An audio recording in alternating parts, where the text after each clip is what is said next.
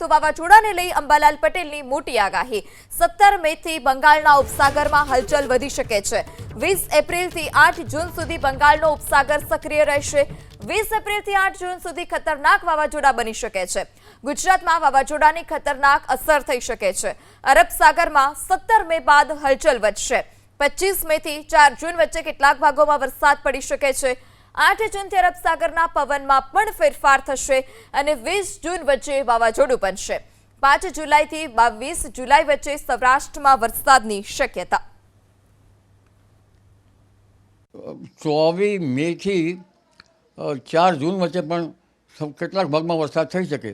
આ 24 મેથી 4 જૂન વચ્ચે વરસાદ થાય તે ભાગમાં પુનઃ વરસાદ થવાની શક્યતા રહેશે અને અરબ સાગરમાં અને બંગાળ ઉપસાગરમાં 17 મે બાદ હલચલ જોવા મળે। જેમાં જોવા જઈએ તો 20મી એપ્રિલથી 20મી જૂન વચ્ચે તો બંગાળ ઉપસાગર વધારે સક્રિય થશે અને ખતરનાક વાવાઝોડા આવવાની શક્યતા રહેશે અને 17 મે આસપાસથી પણ અરબ સાગરમાં હલચલ જોવા મળશે અને 8 જૂનથી દરિયામાં પવન બદલાશે અને 8 થી 20 જૂનમાં અરબ સાગરમાં પણ એક ચક્રવાતની શક્યતા રહે।